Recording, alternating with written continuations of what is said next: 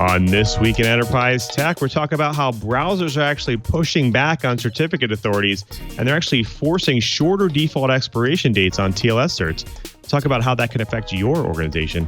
Plus, have you ever wondered about maybe swapping roles? Well, what if a security engineer swapped with a software engineer? How do you think that'll go? Well, Curtis will take us through that journey. Plus, lots of organizations are digitally transforming, and they're moving to remote workforce, and they got to secure the remote workforce. And so we have a great guest, Nidhi Srivastava. She's the global head of enterprise agility practice at Tata Consulting Services, and she's going to take us through it. Shouldn't miss it. TWiT on the set. This Week in Enterprise Tech is brought to you from LastPass Studios. Securing every access point in your company doesn't have to be a challenge. LastPass unifies access and authentication, making securing your employees simple and secure, even when they're working remotely. Check out lastpass.com/twit to learn more. Podcasts you love. From people you trust. This is TWiT. This is TWiT, This Week in Enterprise Tech, episode 405, recorded August 7th, 2020. How agile is your business? This Week in Enterprise Tech is brought to you by IT Pro TV. Get the best well-rounded IT education from the experts. Visit itpro.tv/enterprise for an additional 30% off all consumer subscriptions for the lifetime of your active subscription. Use code ENTERPRISE30 at checkout. And by Thanks Canary. Detect attackers on your network while avoiding irritating false alarms. Get the alerts that matter. For 10% off and a 60-day money-back guarantee, go to canary.tools/twit and enter the code TWIT in the How to Hear About Us box. And by Worldwide Technology. Worldwide Technology's Advanced Technology Center is like no other testing and research lab with more than $500 million of equipment, including OEMs like NetApp. And it's virtual, so you can access it 24/7. To learn more and get insights into all that it offers, go to wwt.com/twit.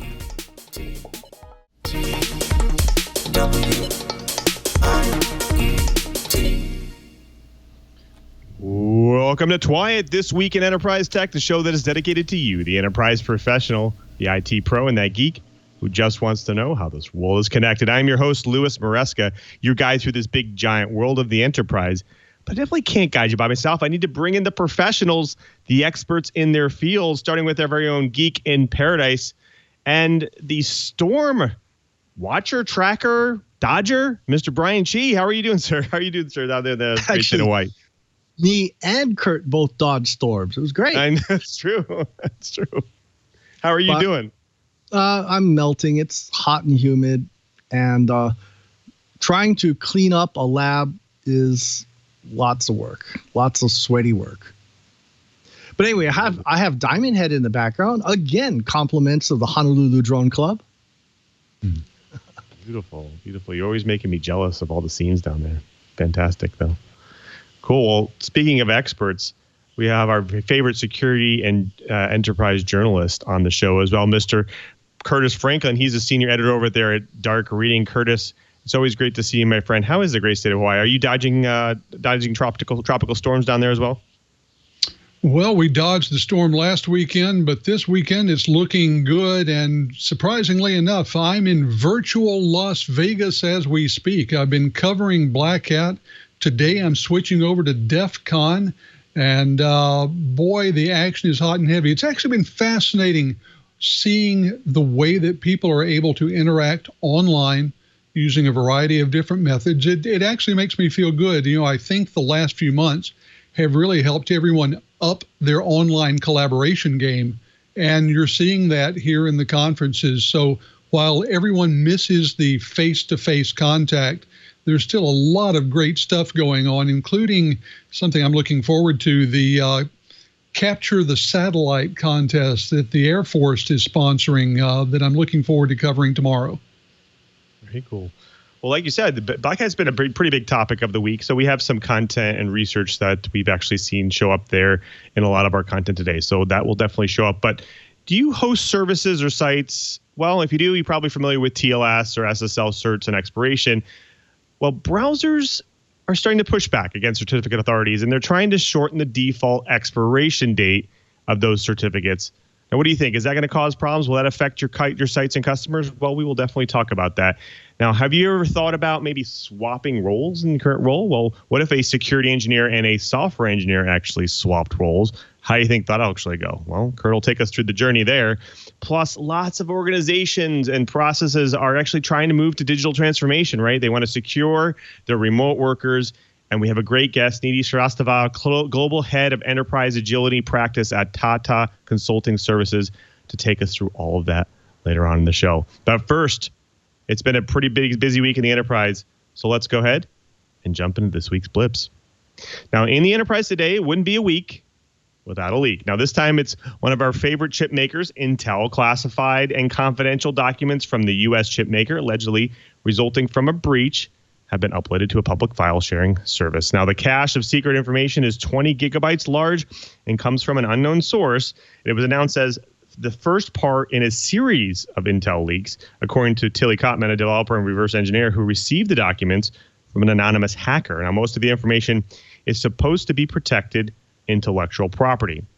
Now, the developer was told that the information was stolen from Intel and it breached this past year. Now, some of the info even had references to source code, which had comments mentioning things like backdoors. Now, that could mean anything out of context, but it doesn't look good to have this type of information leaked in any capacity. Now, the repository contains data, proprietary code, including dozens of companies like GE Appliances, Microsoft, Qualcomm, Motorola, AMD, and Lenovo.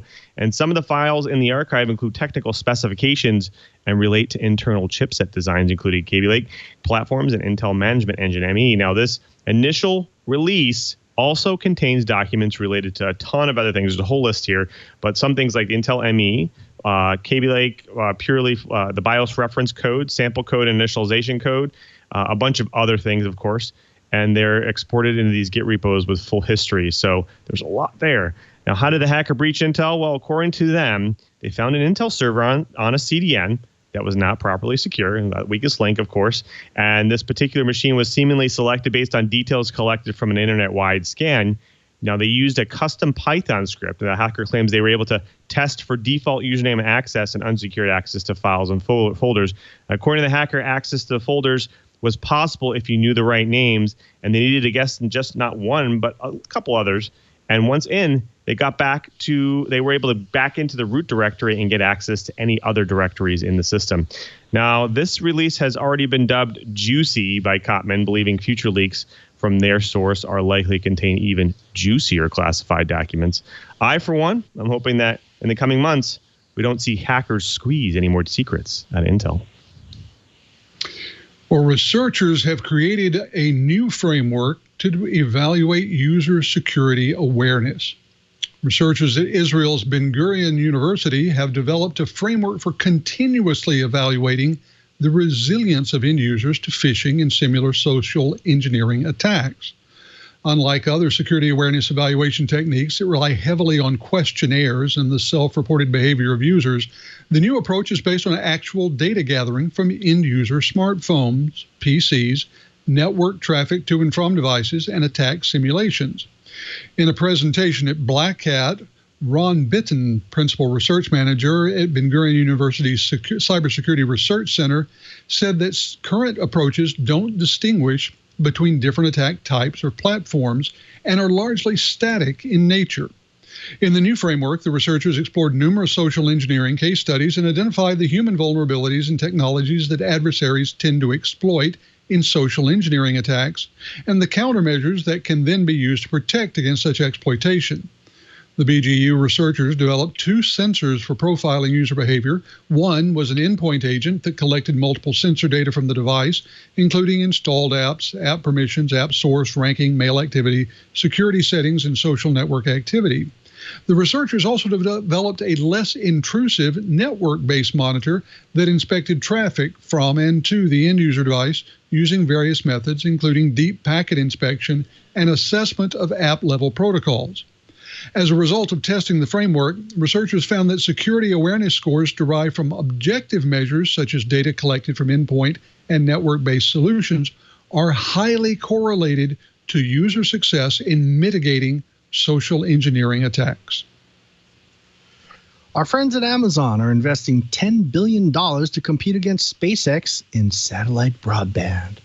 Amazon has received U.S. approval to launch 3,236 low Earth orbit satellites for its planned Project Kuiper broadband service. A Federal Communications Commission order granting Amazon's application was released this last Thursday. Amazon said in a blog post it will invest more than $10 billion in the project.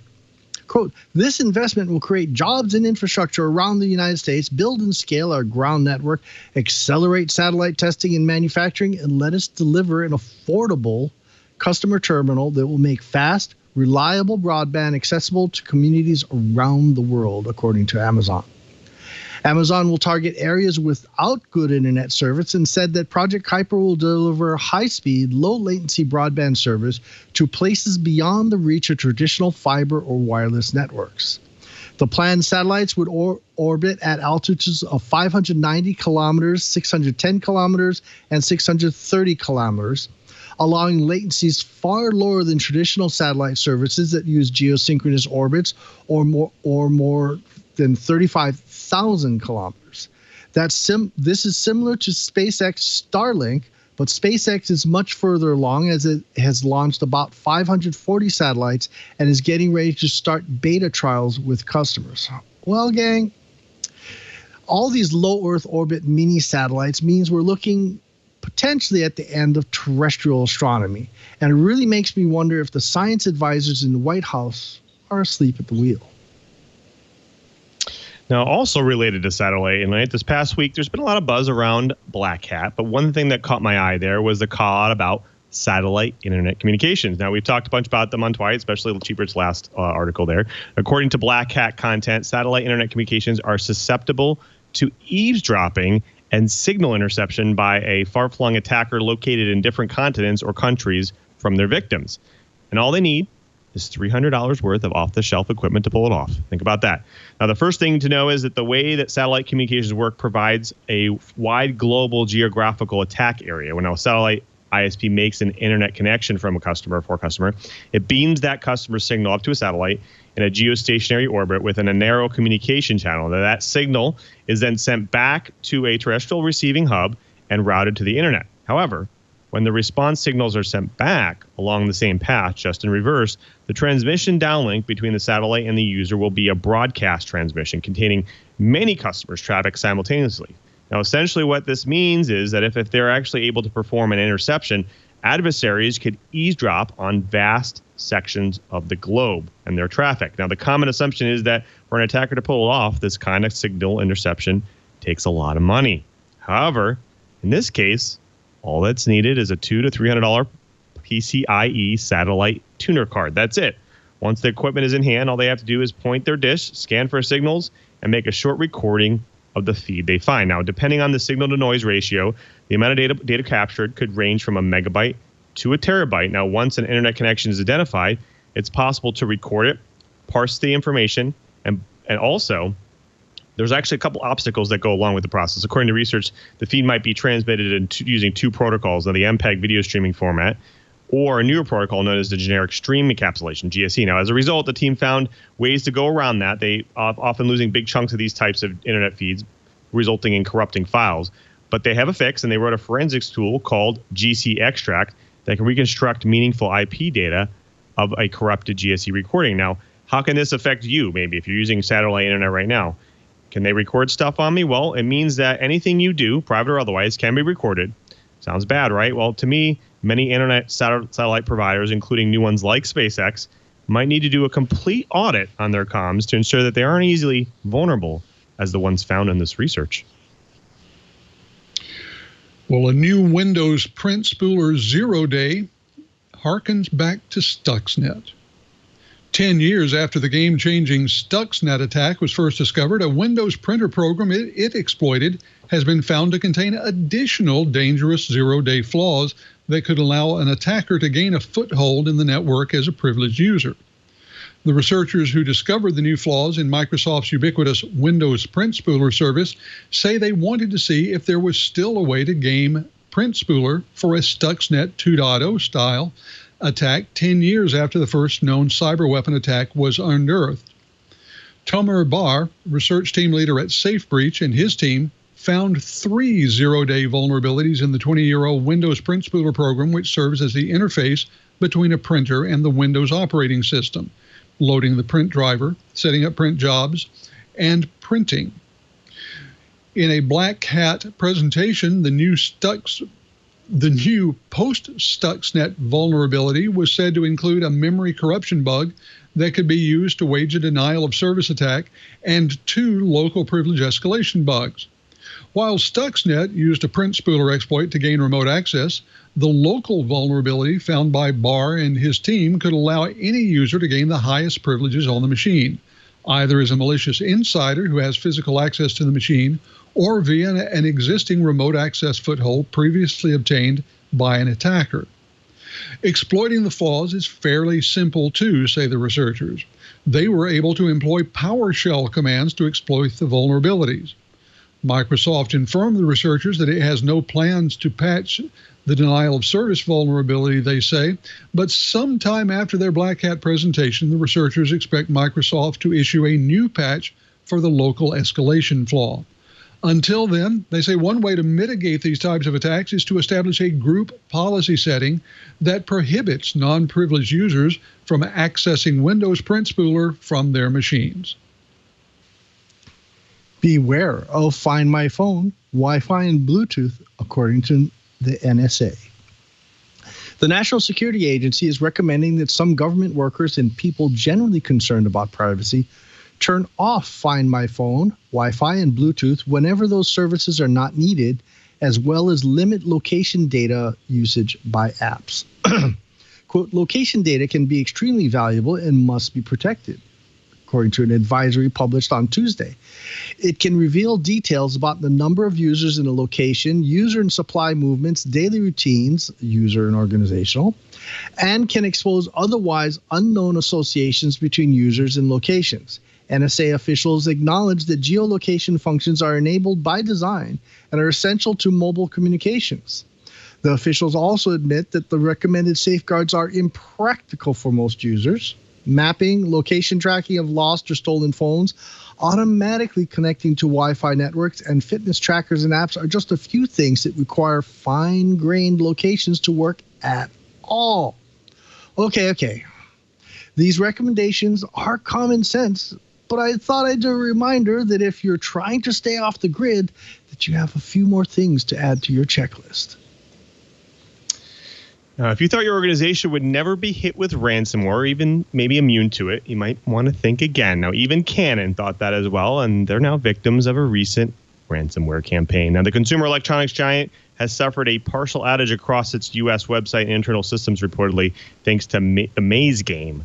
Now, the global camera maker has circulated a note to employees confirming that the ransomware is to blame for outages across its main U.S. website, email, collaboration platforms, and various internal systems. Now, the Maze ransomware gang has taken credit for the outage, claiming to have lifted 10 terabytes of data, private databases and other data in the process. Now, this fits with the known modus operandi of the group, which usually threatens to leak or sell sensitive data in the targets if the targets don't pay the ransom. In fact, researchers said in April that the Maze gang has created a dedicated web page which lists the identities of their non-cooperative victims and regularly publishes samples of the stolen data for proof.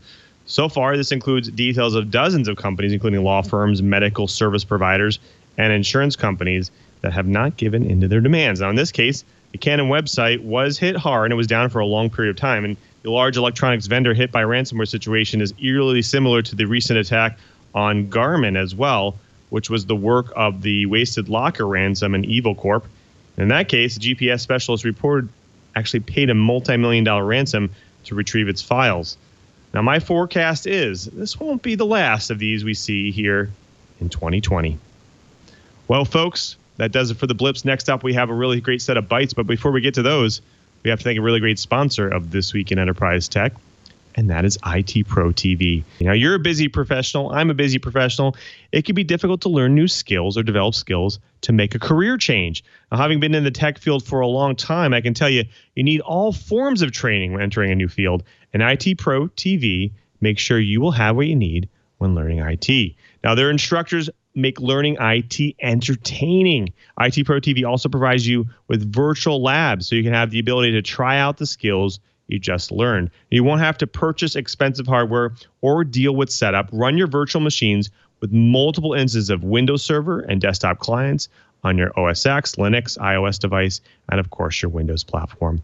IT Pro TV gives you the opportunity to truly be ready for your IT certification test with their practice tests. Now get ready for exam questions covering Microsoft, CompTIA, EC Council, PMI, and many, many more. Now with IT Pro TV, you can also have the opportunity to supplement your education with webinars featuring hot topics in the tech world, as well as events and podcasts. Check out their podcast, Technado, with Don Pezzett. He's featuring industry guests and IT news recaps.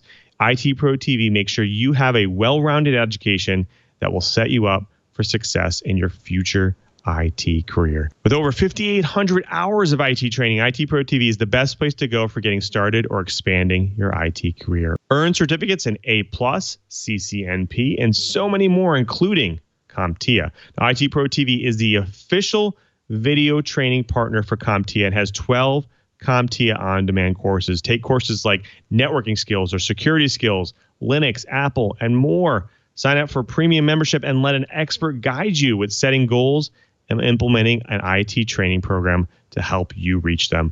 And in August is IT Pro TV's DevOps month. That's right. They'll have a free Python weekend where 5 Python courses will be available at no cost. Invest in yourself and your future with IT Pro TV. Get the IT training you need from the experts. Go to itpro.tv/enterprise and use code enterprise30 to receive 30% off all consumer subscriptions. That's itpro.tv/enterprise and use code enterprise30 for an additional 30% off for the lifetime of your active subscription. IT Pro TV, build or expand your IT career and enjoy the journey. And we thank IT Pro TV for their support of This Week in Enterprise Tech.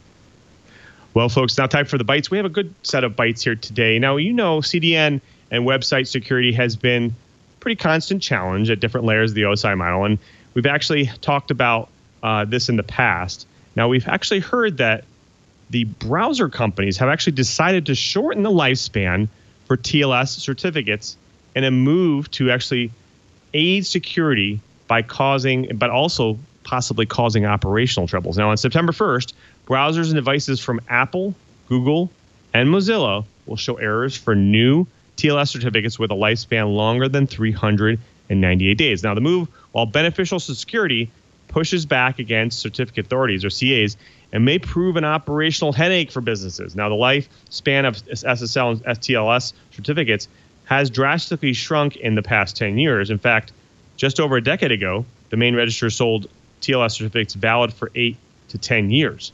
Now, the Certificate Authority Browser Forum, or CA Browser Forum, a group of CAs imposed a 5-year limit in 2011. This was then cut down to 3 years in 2015 and now 2 years in 2018. Now, for me, I've actually driven several services and CDNs and tell you this can actually affect your services. The change will actually have a bunch of consequences. In fact, Apple says connections to CLS servers violating its new requirements will fail, which may cause network and applications to actually fail with it and prevent websites from actually loading for people. Now, Google warns certificates older than 388 days will actually be rejected with an error and treated as misuse. Ugh. Now, Apple recommends new certificates to be issued with a 397-day validity, and the browser makers have long argued that shorter TLS lifespans are better for browser security because they reduce the time in which attackers could compromise or duplicate that certificate, which is actually critical to protecting traffic and the website. Now, successful attack here would give someone basically the keys to the kingdom. And this is better than actually a username and password in a lot of ways because credentials may grant access to a system that can enable lateral movement across the environment. But access to a certificate could let an attacker do far more nefarious activities, include controlling web properties, access desktops and laptops, or even encrypted communications. Now, there are challenges for organizations and content providers when it comes to these shorter times. These renewals can be done with automated tools. However, many businesses continue to do this manually. In fact, a lot of larger firms may be responsible for renewing thousands of certificates. Now, for administrators, it's an operational headache here. If they fail to keep up, visitors will, and their websites will, certain browsers will actually see a warning on the site that it isn't secure, which may actually be a big red flag, and you'll see some reduced traffic to them. Now, I want to bring in my co-host here because there's a lot of experience here, I think, in the whole group. Curtis, I want to go to you first. And we're constantly hearing about organizations forgetting to renew things, causing their services to not respond to, like, let's say, CA revocations. This happens a lot in IoT. Will this just make it worse? Are we going to see this a lot more, basically? Well, I think that what it's going to do, ideally, is push more organizations to automate their certificate renewal process. Because if you've got human beings involved in the renewal chain, then absolutely, I think we're going to see more of them. If the big piece of automation that you have is an item in reminders that says renew TLS cert today, there's a lot of room for error. So, like I said, I hope that this will push a lot of organizations, even smaller ones, to go ahead and automate the process so that they don't find out that their certificates have expired by hearing it from their customers. Right. I think the interesting thing, and Chee, I want to throw this to you because, in lots of different parts of the industry, short expiration dates have been used. Like, for instance, when you're talking about OAuth protocol, they have short expirations on their access tokens or even in their refresh tokens. So it does work. It does help for security. So is this just a good thing, and then applications and services should just comply, or is it just a way for the browsers to push the CAs in the other direction to say, hey, we kind of control this environment, you got to listen to us? I think the answer is actually both. There is definitely a lot of work being done in the IEEE and IETF. One specifically, a bunch of my ex-students are on the committee for DNS DANE. Basically, it comes down to you have to be running secure DNS and all that good stuff. But instead of having a separate certificate authority, if you own the domain and you're the authority for the domain, you can actually embed the public keys or whatever into your DNS. And that gives you the ability to revoke your certificates faster. So basically a certificate in the DNS DANE world, once you make the change, the certificate gets revoked across the globe as fast as DNS updates happen. So it needs to happen actually on both sides. We need the ability to revoke certificates quickly. A lot of these attacks that you hear about, a lot of them are based upon old credentials, old certificates, things like that. So the reality is both sides need to have a change. I personally think DNS DANE is actually a really good way of doing things. But this whole bit about the browser pushing back, good job, guys. It's about time. We start forcing standards, forcing more security. I definitely agree.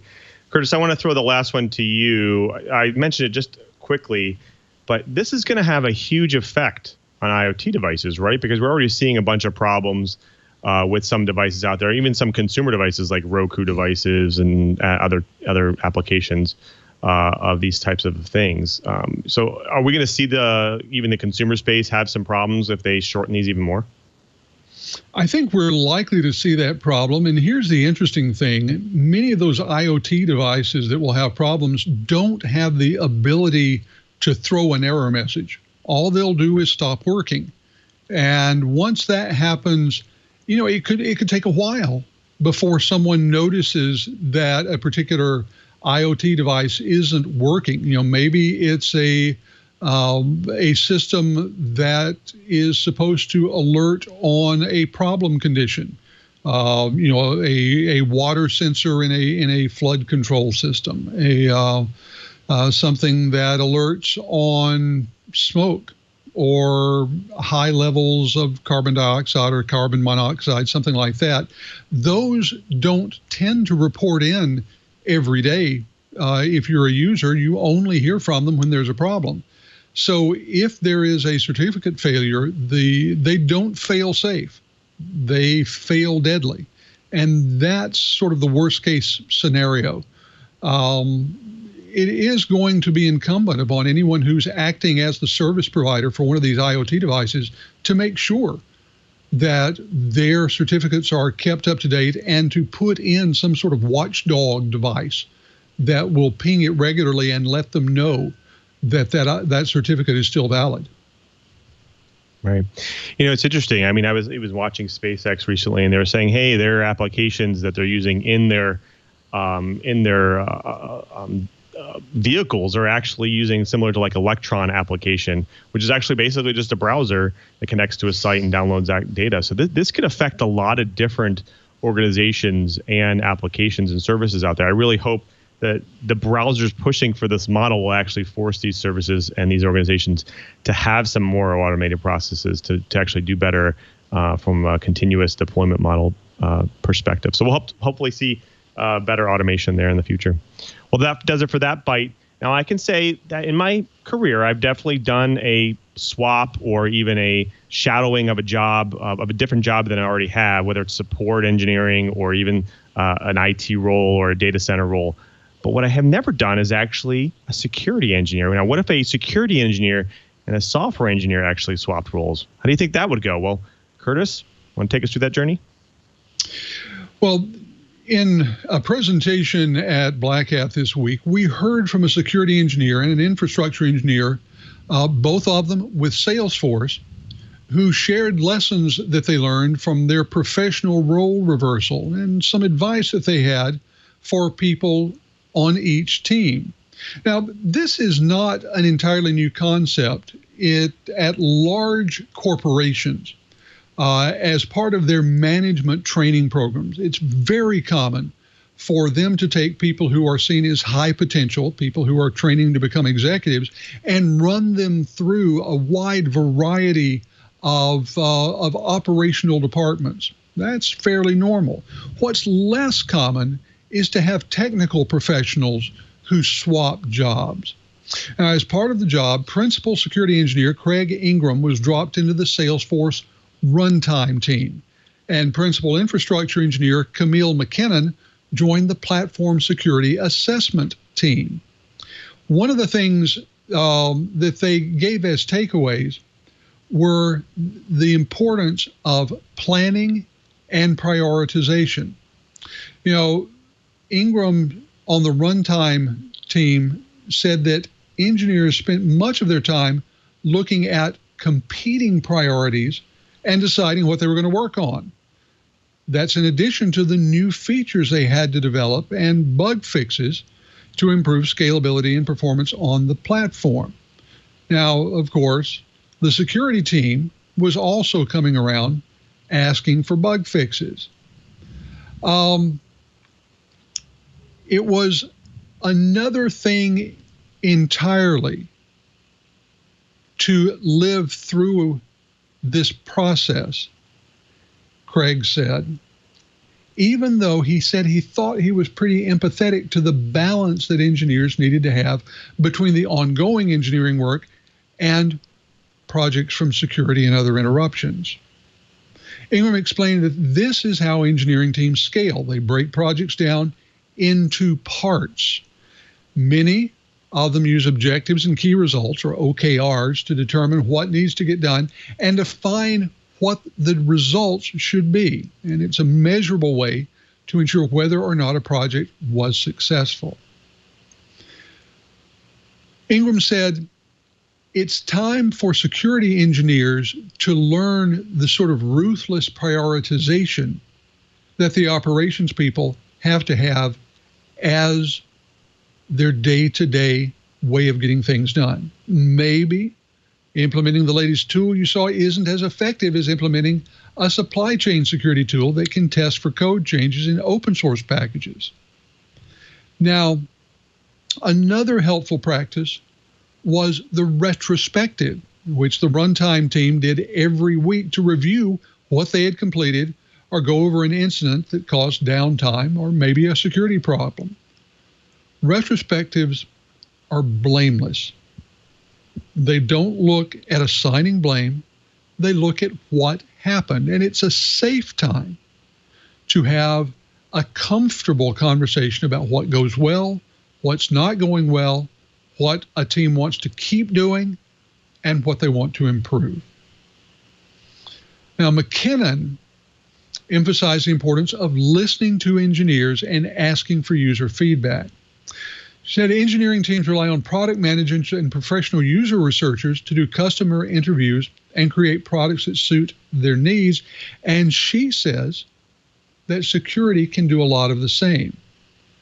Even if you have to say no in some cases, having an engineer who actually understands that you looked at their need, that you understand why they're trying to get there faster, and have tried to work around the problems so that you can help them build something more secure, is going to go a long way towards making sure that the recommendations are likely to be followed.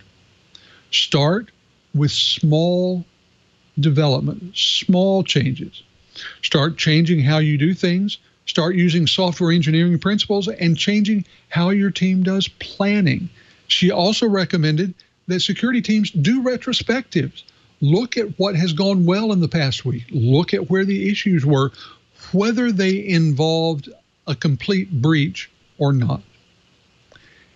If you work and act like the teams you're partnered with, she says, you're going to end up with a much better and more secure process for everyone. So, Lou, let me come to you first. What do you think about this idea of swapping jobs with someone on a different team? You know, in a case of someone like you in your day job, perhaps swapping with someone on the OS team or swapping with someone on a security team. Do you think there could be value in a swap like that? Yeah, I definitely think a swap is, you're kind of throwing a person in the deep end almost to go and experience the other person's career. And I think that can actually create a ton of empathy for the types of things they have to handle. Now, I haven't done a swap, but I have done a job shadow. In fact, I've even worked in the case of being an embedded engineer, where I've actually embedded into another team, still maintained my role, but kind of shadowed what they did and understood, the different things that they had to handle, both inside the company and I've actually done with customers, so large organizations outside the company. And I can tell you that one thing, it gives you a completely different perspective on how things are handled there. And you actually do create a kind of a customer point of view / partner point of view when you do other things. So when I'm developing software, I think, like I've been in a case where customers might use it in a particular way, which we never thought we're going to use it that way. Because I've been in that situation, I actually got to live it. And so I kind of gained that empathy for making sure that we handle particular scenarios, use cases because of that. And so I can definitely see the advantage of doing this in cases like security, because again, software engineering, you tend to do things, build software in a way, and you might not really necessarily understand all the different attack vectors or facets that somebody can go and take down your service, or even remove data or take data from your service. And so being in the shoes of a security engineer and understanding and trying to figure out those different vectors can be really important. So I definitely think this is a great exercise. And I encourage a lot of organizations to do it because it definitely helps for not only point of view, but definitely from an empathy perspective.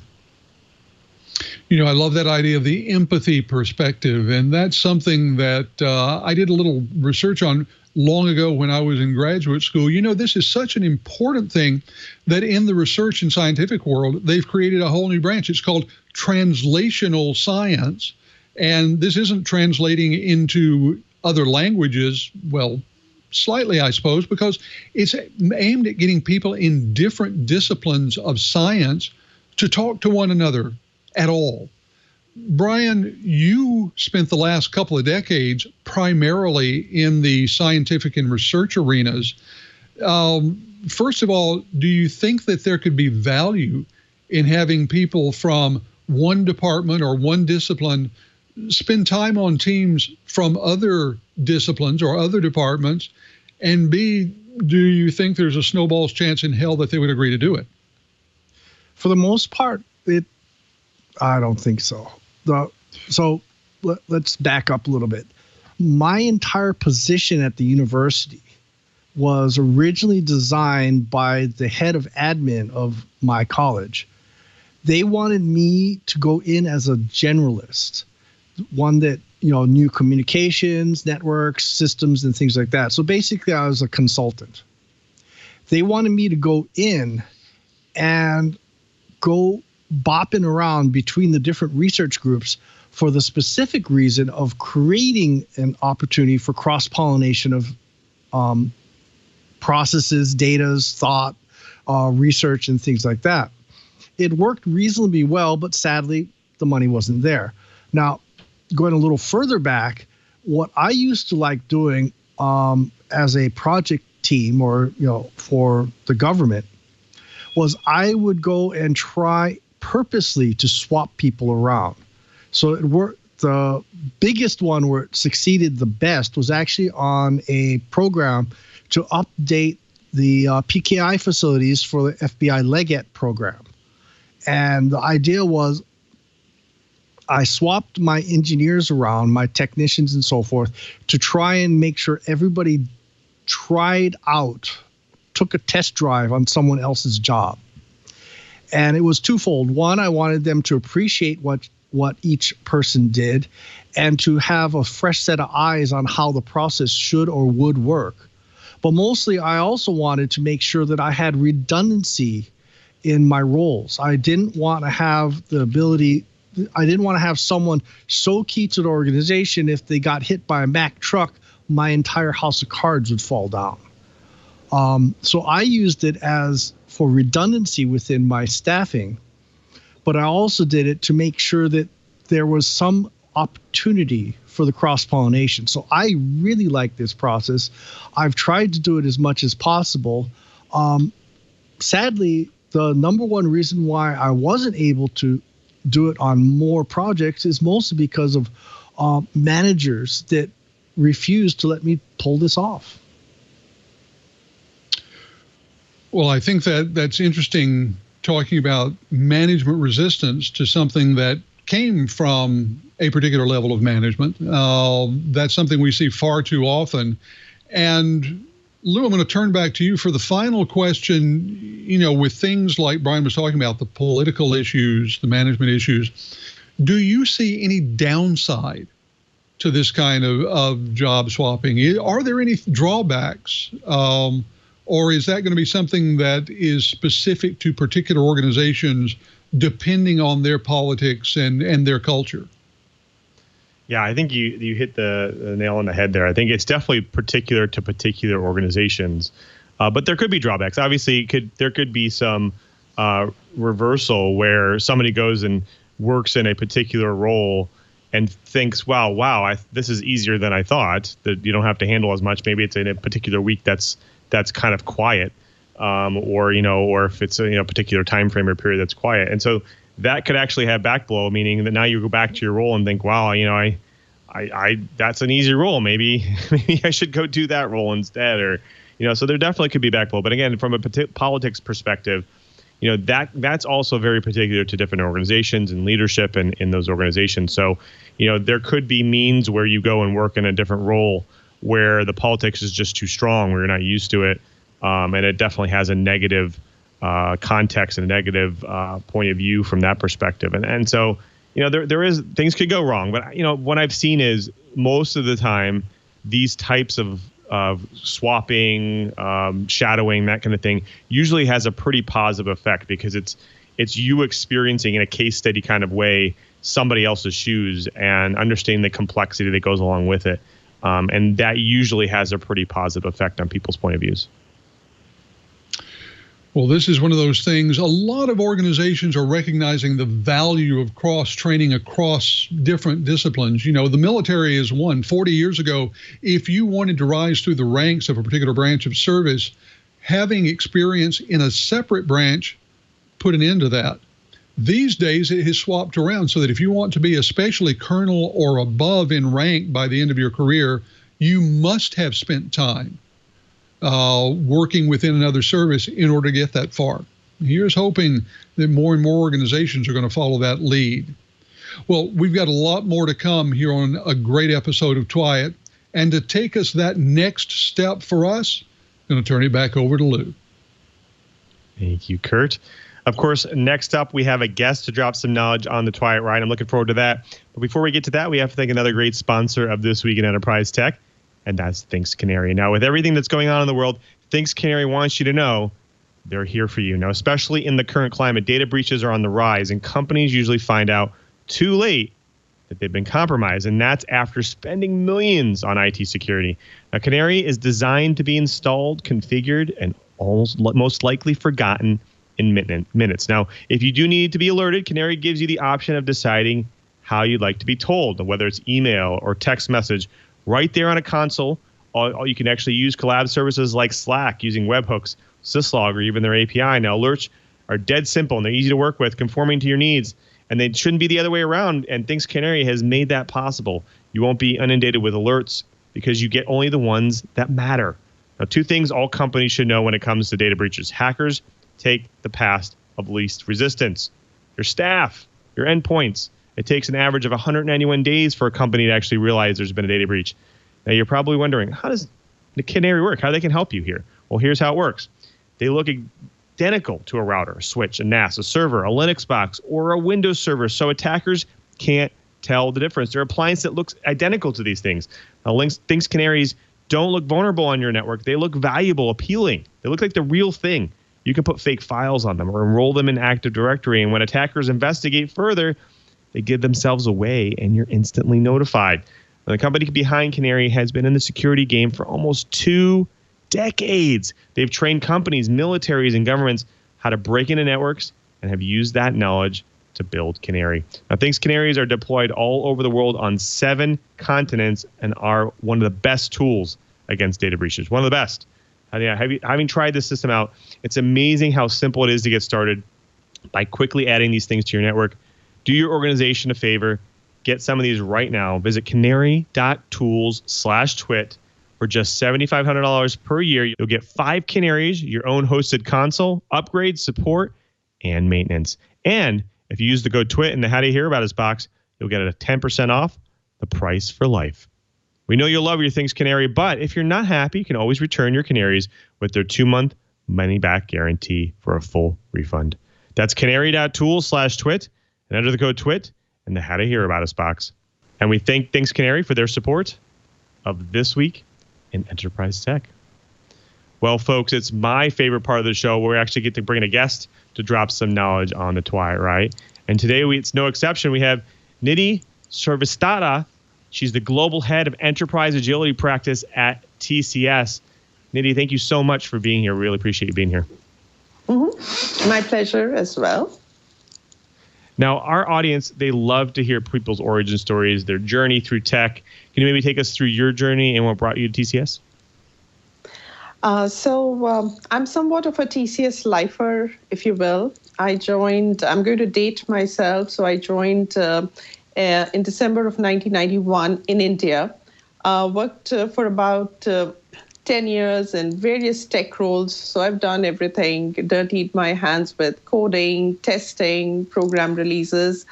And then I moved over to Chicago and took up an account management position. So over the years, one of the things that I've really loved about TCS is that it has given me a chance to play many, many different roles. So I've played technical roles, business development roles, consulting roles. And the last few years I've been with the consulting practice. And you would have seen agility has become quite a rage in every which way, whether it's business agility or IT or technology agility. So I lead this practice that works with customers in building their enterprise transformation programs and embracing agile ways of working. And it's just been a really, really interesting journey at TCS, I would say. They have never let me get bored. That's all. That's great. Well, I definitely can tell you TCS does a lot of things. In fact, I've worked with a lot of their engineers in the past on several projects where I work. Now, they're in a lot of facets of the market. Can you take us through the company and some of the recent focus areas TCS has? Sure. So TCS is a very vibrant company. And because I've spent quite some time here, I've seen it evolve and emerge as a real powerhouse of IT consulting, digital business technology transformation. So that's what we do primarily.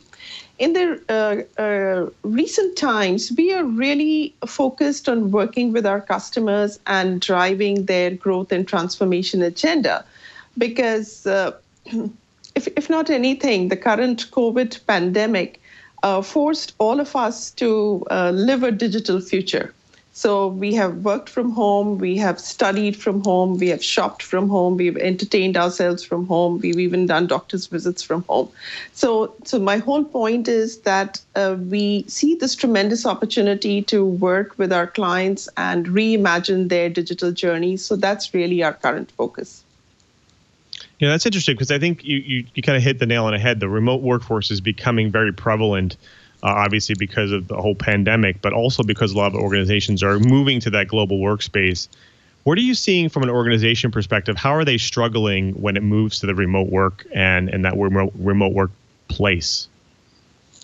So if I may say so, it has been a huge surprise for my clients and even I will say for a level within TCS that the way we all moved to adopting remote work, or what we in TCS like to call secure, borderless workspace operating model, it has been an amazing journey. I have met with several CIOs who have really been surprised at how well remote working is working out. So the productivity is great. The most important thing is that we are able to secure the safety and the health of all our, stakeholders, our customers, our employees, our partners, and the work has not suffered. Now, if you ask me why, I think some of the investments that organizations world over, including TCS, made, whether it was in terms of embracing agile ways of working, whether it was in terms of setting up a digital workplace using collaboration tools like Teams or Slack or WebEx, Zoom, Skype, you name it. I think those things enabled the move to work without the business, missing a heartbeat or dropping a ball. I think those were critical. And last but not the least, as that happened, I think the employers world over responded with a sense of, if I may use the word, empathy, because there was this recognition that while people are working from home, there is the need to support them with an operating model that builds that team culture, that team bonding, because people were stressed out, they were anxious, and I think whether it was doing Friday hangouts, coffee sessions, virtual pizza parties, yoga sessions, advice on health, nutrition. I think companies all over, including TCS, responded beautifully in supporting employees or associates and in recognizing that, people need support. Like we've all become manager of one. Right. I have not, gone to my office in the last several months. But, the way the lines of work and personal life blur, it can leave people overwhelmed. And so how do you help them navigate through it? And sometimes people even suffer from guilt. Am I working enough? Is my work visible enough? Will I be promoted? Right. So recognize.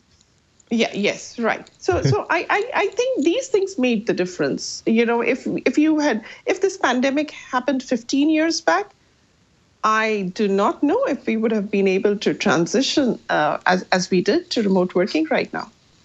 Right. Well, I do want to bring my co-host back in really quick because Sure. I think Brian is chomping at the bit here in behind the scenes here. Brian, I know you wanted to ask a question or two. Actually, one of the big buzzwords that we got from your marketing people is secure borderless workspaces. So my original question was, this sounds like managed desktops or VDI. And just from the title. And it's like, I started reading a little further down and it's not. Could you talk about some of the tools and technologies that you folks use for your secure borderless workspace solution? Yeah, so I'm going to talk about things at a few different levels. So first and foremost is that the secure borderless workspace operating model comes with a definition of distributed working models. It recognizes that teams are distributed by time zones and by locations, because even I'm based out of Chicago. So even if my team is based here in Chicago, we are all working out of our home offices. So we are still distributed by location.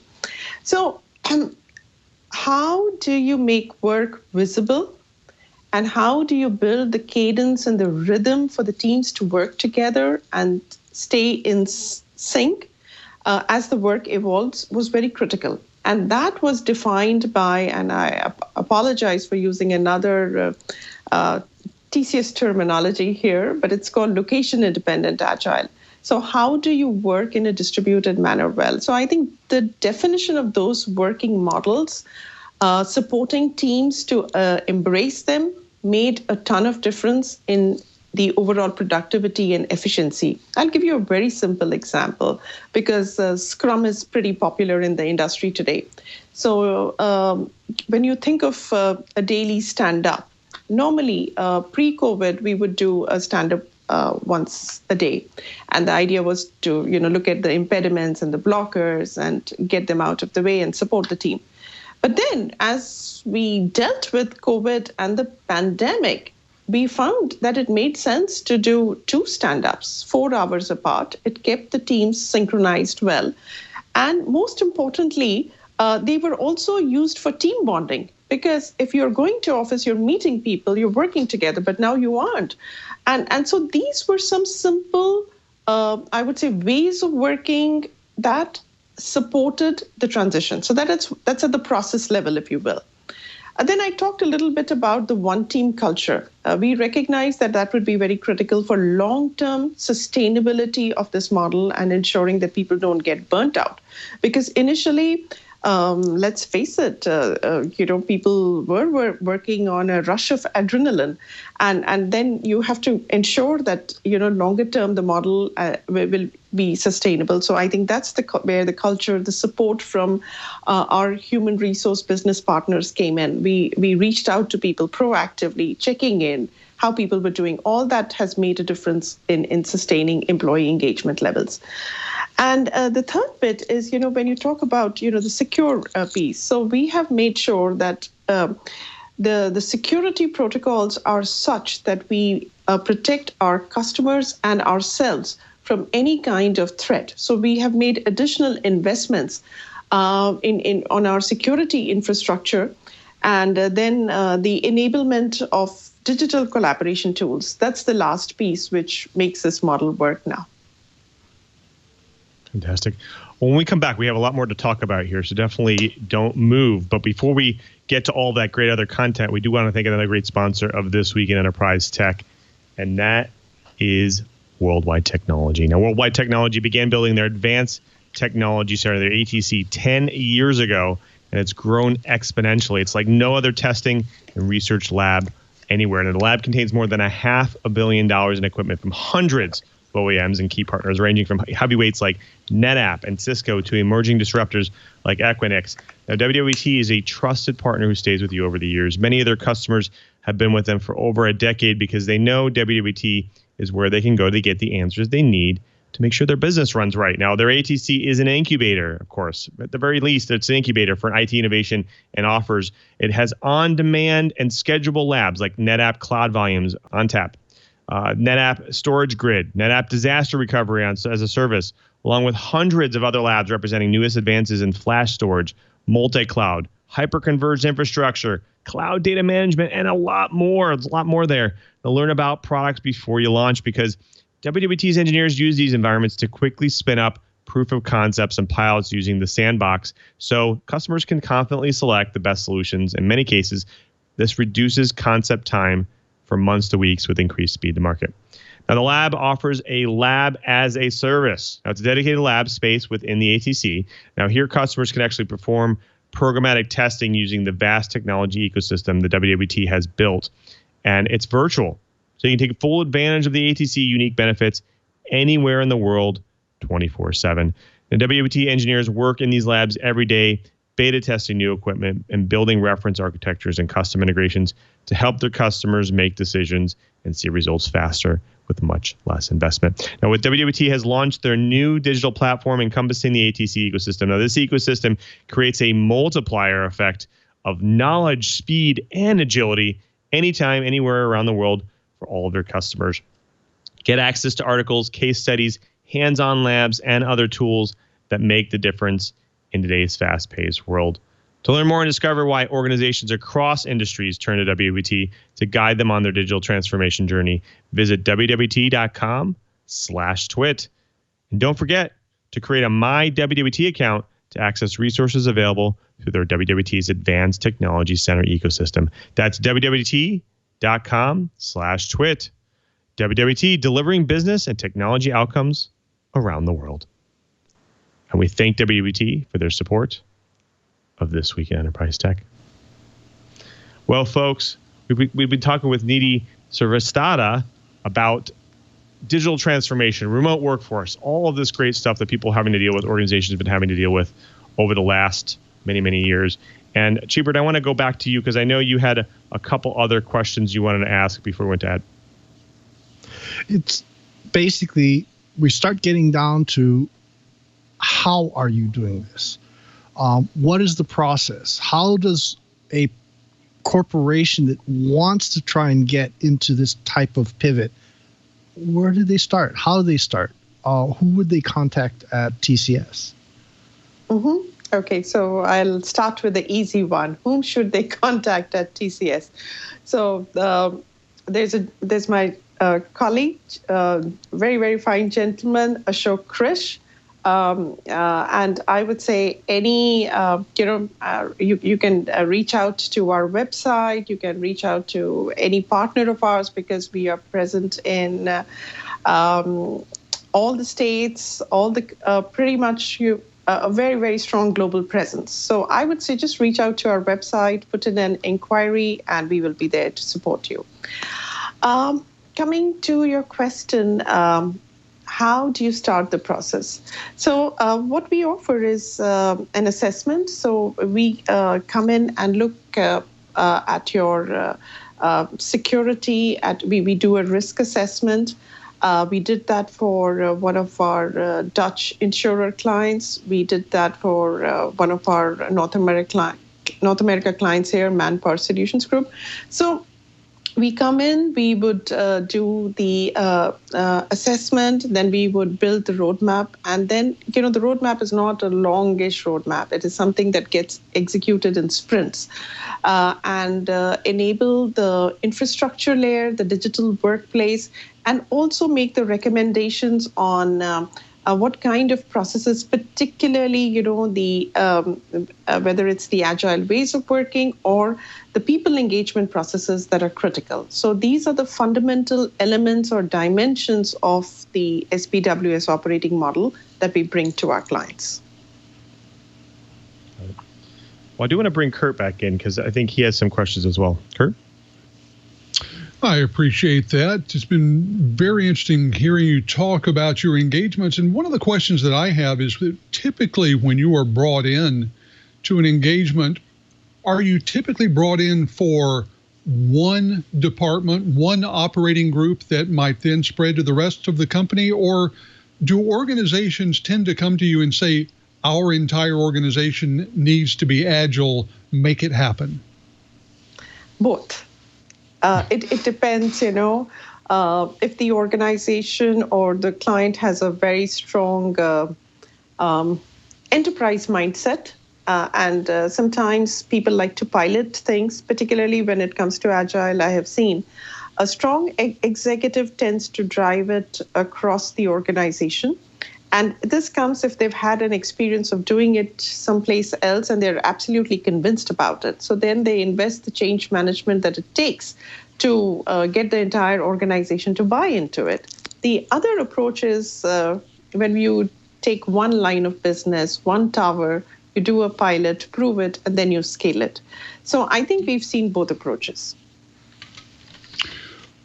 Well, with both approaches going in your experience, does an entire organization need to be agile in order for any one piece of the organization to gain the most advantage from being agile? You know, I talked to chief executives who say that they really didn't understand what being agile meant until the entire organization had gone agile. Is that your experience? Yes, indeed. You could argue that I'm a little biased, given my role, but the reason, here is my business case for agility across business and IT, across functional departments, because when you get the whole organization to sprint faster with fast feedback loops, you build a certain level of dissonance in the organization if people are sprinting at different intervals. So what I mean over here is that if a part of the enterprise takes a quarter to make a decision, whereas another part of an organization is ready with a decision, an action, a go, no go in 2 weeks, then they're waiting on the other organization because they have longer release times. So the other reason is that agility, as much as it is, like now it has taken the shape of a way of working avatar, if you will, but it's also something that goes with your mindset. So it is about empowering people. It is about letting the people who do the work make the decisions. So if you have a lot of traditional waterfallish, big batch thinking in the organization in different parts, so then you have a little bit of collision of your value system, your beliefs, the way you make decisions. That is the reason why going agile across the enterprise makes sense. Nidhi, thank you so much for being here. We're running a little bit low in time. I do want to give you a chance to tell the folks at home one more time where their organization can go to maybe learn a little bit more about Tata, TCS, and maybe some of their latest offerings. Sure. So TCS is one of the leading IT consulting, digital, and business transformation companies. We work with our clients to help them reimagine their digital journeys and drive growth and transformation. Our key offerings are in the space of consulting, services and integration, artificial intelligence, automation, IoT, TCS Interactive Services. So, and most importantly, the digital workplace that I just spoke about, that's where the SPWS operating model comes from. And we provide infrastructure services, business process services. So we pretty much are a soup to nuts shop as far as it comes to IT transformation and consulting. Fantastic. Thanks again. Well, folks, you've done it again. You sat through another hour of the Best Dang Enterprise podcast in the universe. So definitely tune your device to TWiT. But I want to thank everyone who makes this show possible, especially to my co-host. Starting with our geek in paradise, Mr. Brian Chee. Cheebert, where can the people find you and what you're doing this coming week? On Twitter is probably a good one. I'm ADVNETLAB, Advanced Net Lab, and that's on Twitter. I'd love to hear from you. You're also more than welcome to throw me some email. I am Cheebert at twit.tv. That's Cheebert spelled CHEEBERT. My students had a Dilbert naming theme, and they insisted I had to be Cheebert. But you know what? Why don't you send an email to TWiT at twit.tv, and that'll hit all the hosts. We'd love to hear from you. We'd love to hear suggestions for shows. This is one of the reasons why we keep asking that origin story question, because we had a bunch of people trying to get started in industry, and they're saying, where do I go? And we said, let's go and integrate the origin stories into the show and try and appeal to those getting started, and as well as those that have been in the industry for a while. Love to hear from you. Thanks for watching. Thank you, Chee. Well, I want to thank my next co-host as well, and he's been busy at Black Hat and soon at DEF CON. Curtis, I've been following a lot of your Black Hat content. Where can the people go and find you, your work, and maybe even some of the DEF CON stuff that's coming up? Well, you can find me, my work, all of my writing is going to be over at Dark Reading, darkreading.com, and especially at the edge of Dark Reading. It's a nice little blue box right there at the top. I've been at Black Hat the last couple of days, and for the next couple of days, you can find me around DEF CON. I'm going to be hanging out at several of the villages, so follow me on Twitter at KG4GWA. I'll be tweeting about the stuff that's going on there, and if you have something that you'd like me to see, be sure and hit me up with a direct message there. I'll be looking, and I always appreciate hearing from members of the TWiT Riot. Thank you, Curtis. Definitely love doing this show with you guys. Well, folks, I also want to thank you as well. You're that person who drops in each and every week to watch and to listen to our show to get your enterprise goodness. And we want to make it easy for you to watch and listen to get your enterprise news for the week. Go to our show page right now, twit.tv/TWiT. There you'll find all of our amazing back episodes, the show notes, the co-host information, as well as especially the guest information, and of course the links of the stories we do during the show. But more importantly, next to those videos, you'll get those helpful download and subscribe links. That's right. Support the show by getting your audio version, your video version of your choice, and listen on any one of your devices or any one of your podcast applications, because we're on all of them. So definitely check it out and subscribe. That's really the best way to stay on top of your enterprise and IT news. Now, after you subscribe, you can impress your friends with a gift of TWiT, because you know what? Your family members, your coworkers, they need to know about enterprise and IT news too. So you might as well share the gift of TWiT. Now, after you subscribe and you maybe are available 1:30 p.m. Pacific time on Fridays, we do this show live. You can come see how the pizza's made. Come see behind the scenes at live.twit.tv. Come check it out and see all the fun. Plus, we also have a great chat room. So if you're going to watch the show live, you might as well jump into the chat room as well, irc.twit.tv.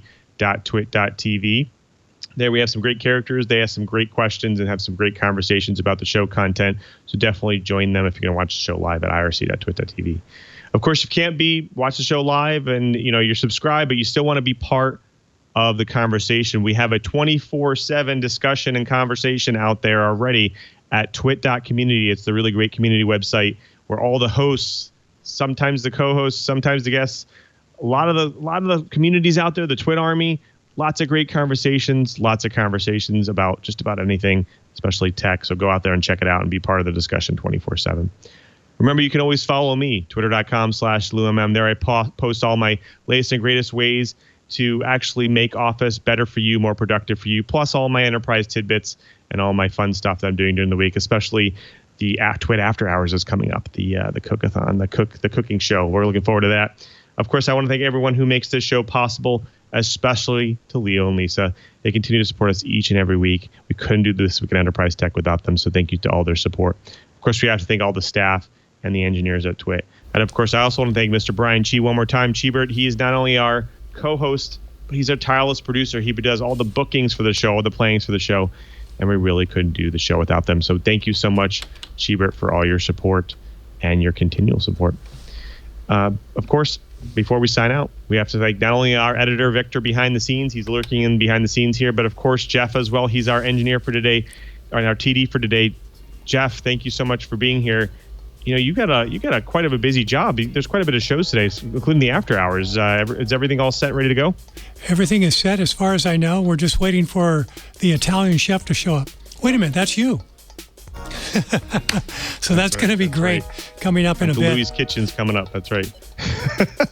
Looking forward to it. Awesome. Thanks a lot, Jeff. You got it. Well, take care, everybody. And just remember, until next time, I'm Louis Maresca. Just reminding you, if you want to know what's going on in the enterprise, just keep quiet.